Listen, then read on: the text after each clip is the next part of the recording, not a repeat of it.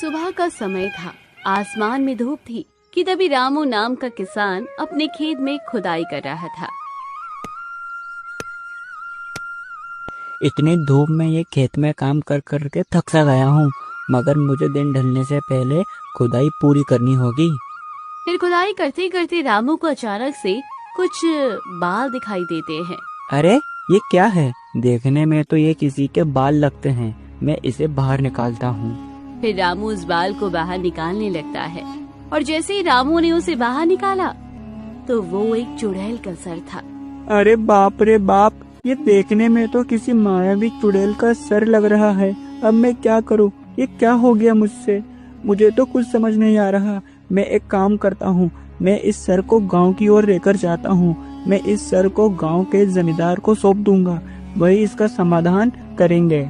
फिर इतना कहकर रामू सिर को लेकर अपने घर की ओर निकल जाता है और घर पहुंचकर अभी मैं इसे इस बिस्तर पर रख देता हूँ और जाकर हाथ मुंह धोकर आता हूँ।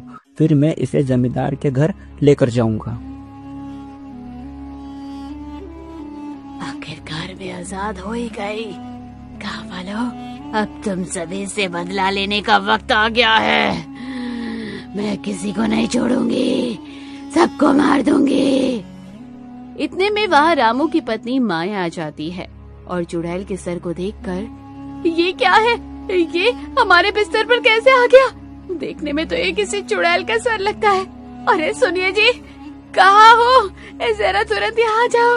अरे क्या हुआ भाग्यवान, तुम इतने जोर से क्यों चिल्ला रही हो? अरे चिल्लाओ नहीं तो और क्या करूँ? ये देखिए ना, चुड़ैल का सर यहाँ कैसे आया और ये कितना डरावना लग रहा है। अरे भाग्यवान, तुम बिल्कुल भी मत डरो। ये चुड़ैल का सर मैं ही लेकर आया हूँ। क्या तुम लेकर आए हो? अरे तुम्हें ये चुड़ैल का सर कहाँ मिला और तुम यहाँ इसे क्यों लेकर आए हो? अरे भाग्यवान, अब मैं तुम्हें क्या बताऊँ। आज जब मैं सुबह अपने खेत में खुदाई कर रहा था, तब मुझे खुदाई करते समय ये सर मिला। रामू ने माया को सारी बातें बताई। तुम पागल हो गए हो क्या? तुम तुरंत ही इसे जमींदार को सौंप कर आ जाओ। मुझे इससे बहुत डर लग रहा है। ठीक है माया, तुम बिल्कुल भी चिंता मत करो। मैं इसे अभी जमींदार के घर पर सौंप कर आता हूँ। रामू उस चुड़ैल के सर को उठाने ही वाला था कि तभी अचानक से वो चुड़ैल कहती है, अच्छा तो तू वही है जिसने मुझे आजाद करा। हाँ, मैंने ही तुम्हें जमीन से बाहर निकाला है। कृपया करके आप हम दोनों को छोड़ दीजिए। आप हमें कुछ हानि मत पहुँचाइएगा। ठीक है, तेरी ही वजह से मैं आज आजाद हुई हूँ, इसलिए मैं तुझे छोड़ रही हूँ।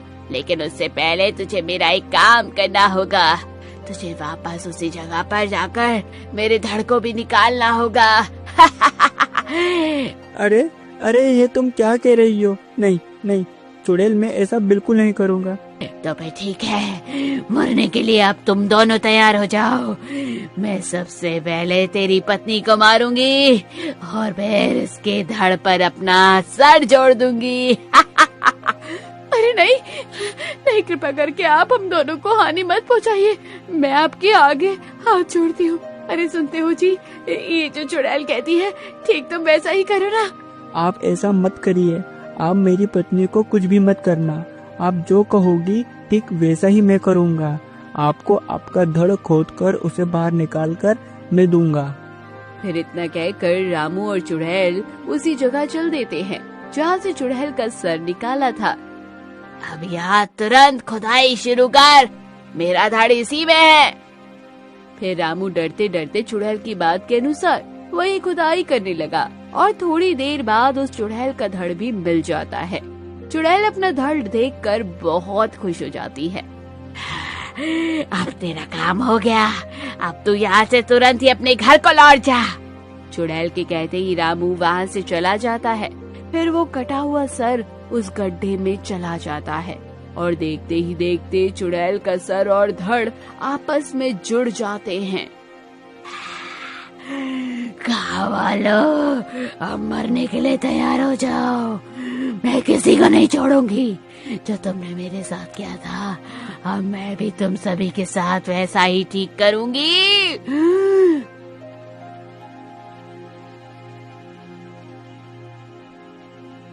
रामू तुरंत ही जमींदार के घर पहुंचा। जमींदार बाबू, अनर्थ हो गया जमींदार बाबू। क्या हुआ रामू, तुम इतने घबराए क्यों लग रहे हो, और क्या अनर्थ हो गया? जमींदार बाबू, आज जब मैं सुबह अपने खेत में खुदाई कर रहा था तब। फिर रामू ने जमींदार को सारी बातें बताई। अरे मूर्ख, तूने ये क्या कर दिया? तूने वो खूंखार मायावी चुड़ैल को जीवित कर दिया। तुझे पता भी है वो चुड़ैल बहुत खतरनाक है, वो हम सबको खत्म कर देगी। आज से बहुत सालों पुरानी बात है, मेरे पिताजी और गांव के युवकों ने मिलकर वो मायावी चुड़ैल के 2 टुकड़े कर दिए थे और उन दोनों टुकड़ों को अलग अलग दफन कर दिया था। और मूर्ख, तूने उस चुड़ैल को जीवित कर दिया। रामू, तूने ये क्या कर दिया? जमींदार बाबू, मेरी भी मजबूरी थी। अगर मैं ऐसा नहीं करता तो वो चुड़ैल मुझे और मेरी पत्नी को मार देती। अगर वो चुड़ैल तुम दोनों को मार देती तो तुम दोनों मर जाते ना। उस चुड़ैल से बाकी गांव वालों की तो जान बच जाती। रामू, मैं कुछ नहीं जानता हूँ, तूने ही उस चुड़ैल को जीवित किया है और तू कैसे भी करके उस चुड़ैल को खत्म कर। जमींदार बाबू, आप ये क्या कह रहे हो?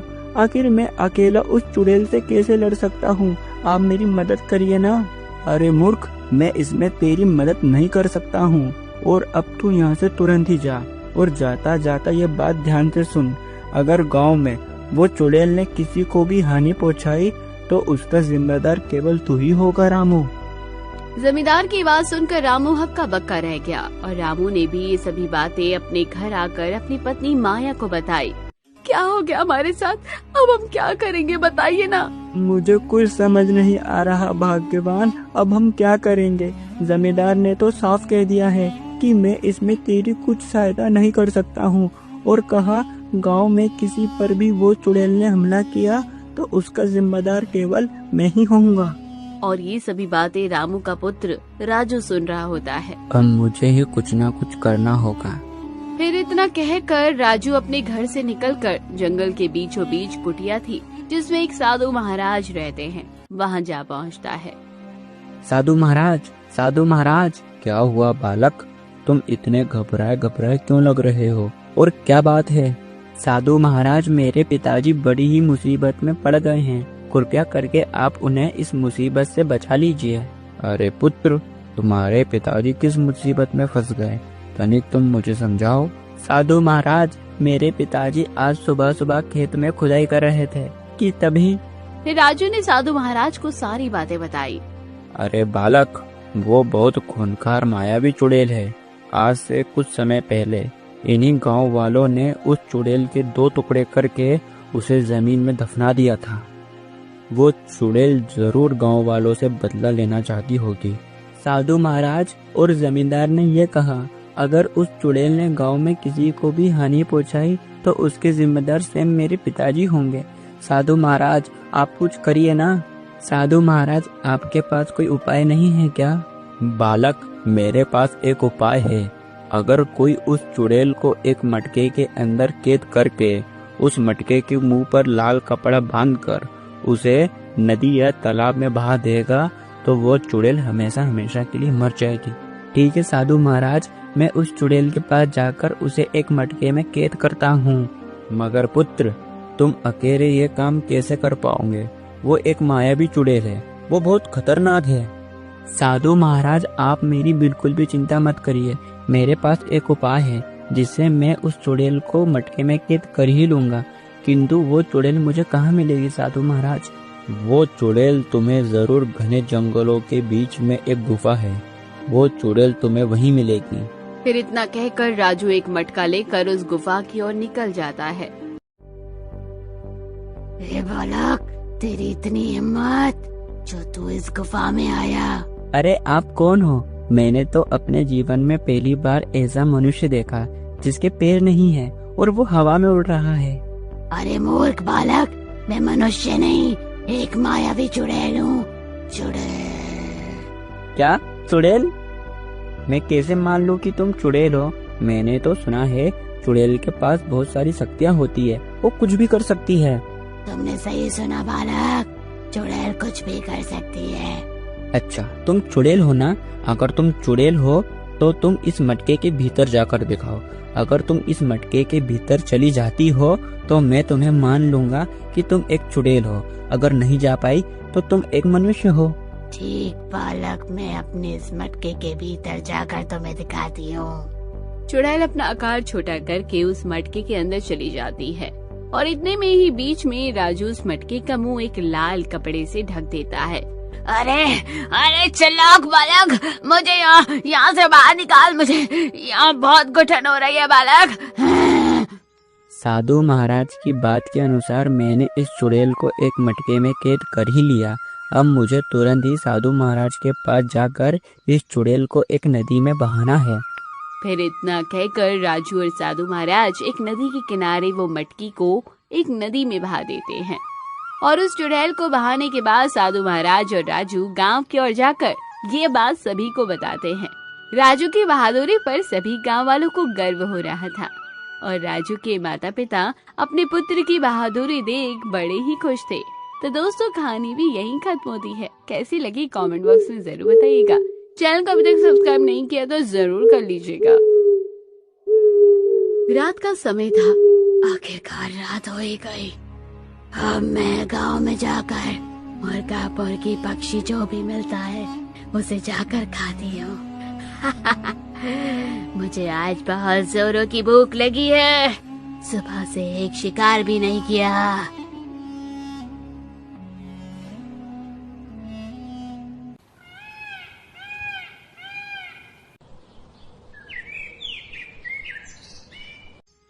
अरे आज मुझे उठने में इतना समय क्यों हो गया? बाकी दिनों तो मैं बहुत जल्दी उठ जाता हूँ। मुझे तो आज जमींदार के घर पर दूध देने के लिए जाना था, मगर आज मेरी नींद इतनी देर से क्यों खुली? आज मेरे मुर्गे ने कुकड़ू नहीं किया क्या? अरे बाप रे बाप, मेरे मुर्गा और मुर्गी कहाँ गए? यहाँ पर तो खून पड़ा है। आखिर ये हो क्या रहा है? गांव से हर रोज किसी न किसी के मुर्गा मुर्गी पक्षी गायब क्यों होते जा रहे हैं? जमींदार से बात करनी होगी। फिर रामू तुरंत ही जमींदार के घर आ पहुंचा। जमींदार बाबू, अनर्थ हो गया जमींदार बाबू। क्या हुआ रामू? तुम इतने घबराए क्यों लग रहे हो? और क्या अनर्थ हो गया? और मैंने तुमसे कहा था ना कि आज तुम मेरे लिए दूध लेकर आना। अरे दूध छोड़िए जमींदार बाबू, हमारे गांव में हर रोज अजीब घटनाएं घटती जा रही है। क्या अजीब घटना? मैं कुछ समझा नहीं। तुम क्या कह रहे हो रामू? तनिक मुझे समझाओ।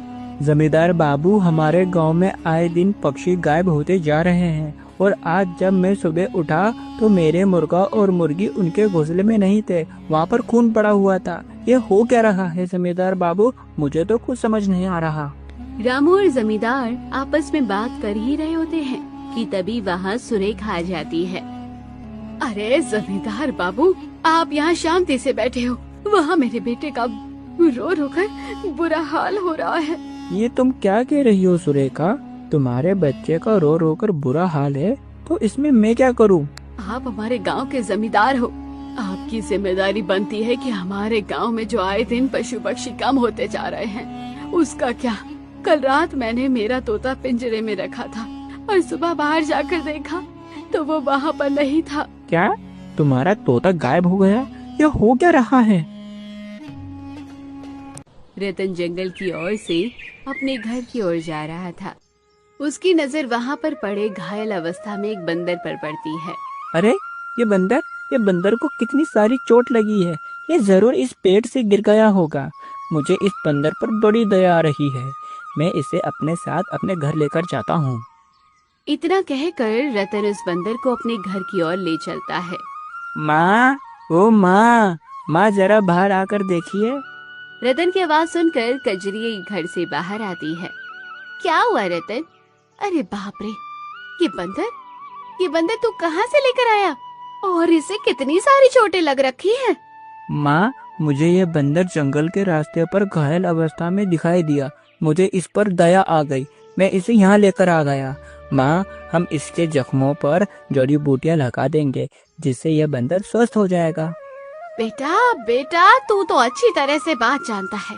तेरे पिताजी के गुजर जाने के बाद हमारी हालत क्या है? हमें ठीक से खाना तक नसीब नहीं होता। और फिर हम ये बंदर की देखरेख कैसे कर पाएंगे? माँ, मना मत करिए ना, हमारे पास तो कुछ भी नहीं है। गांव में हर किसी के पास पशु पक्षी है, किंतु किंतु हमारे पास तो कुछ भी नहीं है माँ। माँ, इसे हम रख लेते हैं ना? ठीक है, मगर जैसे ही ये स्वस्थ हो जाएगा वैसे ही तू इसे वापस जंगल में छोड़कर आएगा। ठीक है माँ। फिर कजरी उस बंदर के जख्म पर कुछ जड़ी बूटियां लगा देती है। मुझे तो केवल रात होने का इंतजार है। जैसे ही रात होगी हर रोज की तरह गांव में जाकर मुर्गा मछली जो भी मिलेगा उसे जाकर खाऊंगी। बाप रे बाप, इसका मतलब ये चुड़ैल हमारे गांव के पक्षियों को गायब कर रही है। मुझे ये बात जमींदार को बतानी होगी। अगर ऐसा ही चलता रहा तो ये चुड़ैल आने वाले समय में हमारे गांव के सभी पक्षियों को खत्म कर देगी।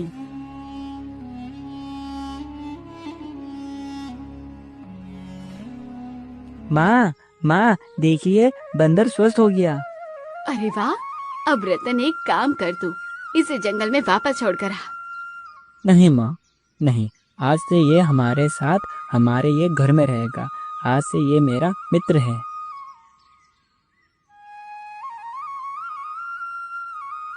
जमींदार बाबू, आज जब मैं अपने खेत से घर की ओर जा रहा था तब मैंने अपनी आंखों से देखा एक चुड़ैल है जो हमारे गांव के पक्षियों को एक एक करके खा रही है। फिर रामू ने जमींदार को सारी बातें बताई। हर रोज की तरह गांव में जाकर मुर्गा मछली जो भी मिलेगा उसे जाकर खाऊंगी। क्या एक चुड़ैल है जो हमारे गांव के पक्षियों को खा रही है? ये बंदर ने नाक पे दम करके रखा है जब से आया है, जब से मुझे एक पल भी आराम नसीब नहीं हो रहा है। माँ, मेरे मित्र से तुम इस तरह बात मत करो। बड़ा आया अपने मित्र वाला, तेरे मित्र के साथ साथ तुझे भी पीट दूंगी।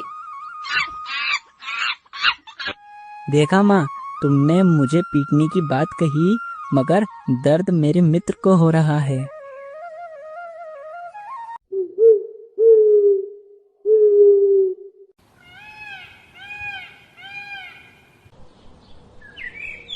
जमींदार ने फिर अपने घर पर गांव के साधु महाराज को बुलाया।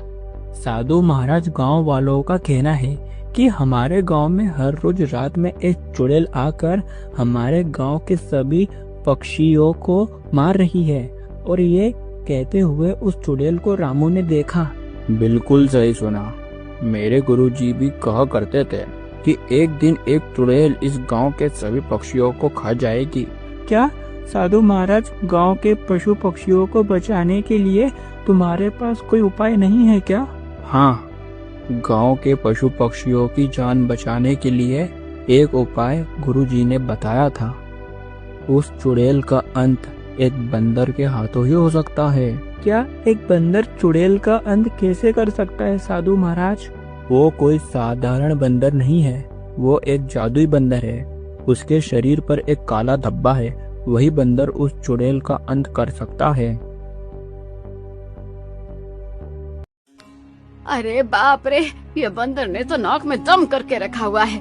इसने मेरा सारा किया हुआ काम सारा ही फैला दिया है। रुक, तुझे मैं अभी बताती हूँ। जा कह रहा है, यही लौट कर आएगा ना तू? अभी बताती हूँ। यहाँ तो कभी लौट कर मत आना। माँ, ओ माँ, मेरा मित्र कहाँ है? घर में तो वो कहीं नजर नहीं आ रहा। मैंने तेरे मित्र को घर से भगा दिया है। जब से आया है रोज कुछ ना कुछ काम फैलाता ही रहता है। मैंने तो उसे भगा दिया, अब वो यहाँ भी कभी नहीं आएगा। क्या माँ, तुमने मेरे मित्र को आखिरकार घर से क्यों भगाया? और वो कहाँ गया? मैं उसके बेघर नहीं रह सकता हूँ माँ। तुम्हें उसे घर से नहीं भगाना चाहिए था माँ। अरे रतन, कहाँ जा रहा है? मित्र, ओ मेरे प्यारे मित्र, तुम मुझे छोड़कर कहाँ चले गए? मित्र, कहाँ हो तुम? तुम्हें मेरी आवाज सुन पा रहे हो? ओ मित्र, ओ मेरे मित्र। रतन पूरे जंगल में घूम घूम कर अपने मित्र बंदर को आवाज लगाता है, किंतु वो बंदर उसे कहीं नहीं मिला। पता नहीं मेरा मित्र मुझे छोड़कर कहाँ चला गया। अब मैं उसके बगैर कैसे रह पाऊंगा। उसके बगैर तो मेरा मन ही नहीं लगता। मित्र, तुम कहाँ हो? वापस आ जाओ। मेरे मित्र को ढूंढने में मेरी केवल गांव का जमींदार ही मदद कर सकते हैं। फिर इतना कहकर रतन गांव के जमींदार हरि के पास जा पहुंचा। जमींदार काका, कृपया करके आप मेरी मदद करो। अरे तुम्हें क्या हुआ? तुम्हारे भी कोई पक्षी को चुड़ैल ने मार दिया है क्या? अरे नहीं, मैं तो केवल यहाँ मेरे बंदर को ढूंढने में आपकी सहायता मांगने के लिए आया हूँ। माँ ने आज उसे घर से भगा दिया है। वो मेरा सच्चा मित्र है। रतन, तेरा दिमाग क्या खराब हो गया है? यहाँ गांव में हर रोज किसी न किसी के पक्षी गायब होते जा रहे हैं। तुझे तेरे बंदर की पड़ी है। हम तेरे बंदर को कहाँ ढूंढेंगे? और ना जाने जंगल में कितने सारे बंदर हैं। मेरा बंदर सभी बंदरों से अलग है।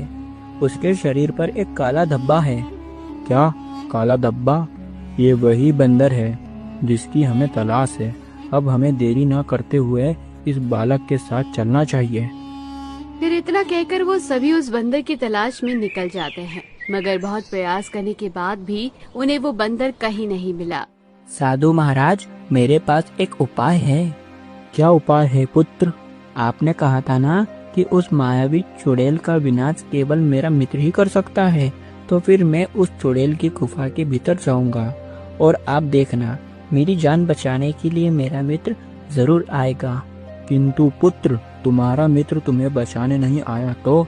आएगा, वो जरूर आएगा। मेरे मित्र से मेरी पीड़ा देखी नहीं जाती है। वो मुझे बचाने के लिए अवश्य आएगा। आप चलो उस गुफा की ओर जहाँ वो चुड़ैल रहती है। फिर इतना कहकर वो सभी उस गुफा की ओर निकल जाते हैं और रतन उस गुफा के भीतर जाता है। ये बच्चे, तेरी इतनी हिम्मत जो तू मेरी गुफा के भीतर आ गया। चुड़ैल, मैं तुझे मार डालूंगा। तूने हमारे गांव के सभी पक्षियों को मार डाला। मैं तुझे नहीं छोड़ूंगा। तू मुझे मारेगा? मुझे कोई भी मनुष्य नहीं मार सकता।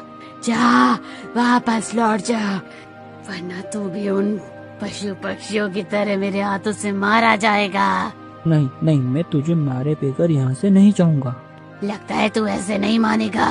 रुक, मैं तुझे मौत के घाट उतार देती हूँ। और जैसे ही चुड़ैल अपनी मायावी शक्तियों से रतन पर वार करने ही वाली होती है कि तभी वहाँ रतन का मित्र बंदर आ जाता है। अरे, ये तो वही बंदर है जिसके हाथों मेरी मौत लिखी हुई थी।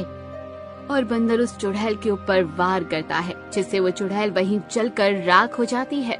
मित्र, तू मुझे छोड़कर कहाँ चला गया था? मैंने तुझे पूरे जंगल में खोजा, किंतु तू मुझे कहीं नहीं मिला। अब तू मुझे छोड़कर कहीं वापस मत जाना। आज से तू मेरे साथ मेरे घर में ही रहेगा। अरे वाह पुत्र, तुम्हारी बहादुरी की जितनी तारीफ करो उतनी तारीफ कम है। आज तुमने इस चुड़ैल को नष्ट कर डाला। इस चुड़ैल ने ना जाने कितने पशुओं की जान ले ली थी। अरे रतन, तुम्हें तुम्हारी बहादुरी का इनाम अवश्य मिलेगा। मैं राज्य के राजा से तुम्हें इनाम अवश्य दिलवाऊंगा। फिर इसी प्रकार रतन और वो बंदर की मित्रता पूरे गांव में प्रसिद्ध हो जाती है। फिर रतन की माँ भी रतन के मित्र बंदर को अपने घर में रखने के लिए राजी हो जाती है और वो खुशी खुशी अब रहने लगते हैं। तो दोस्तों, कहानी भी यहीं खत्म होती है।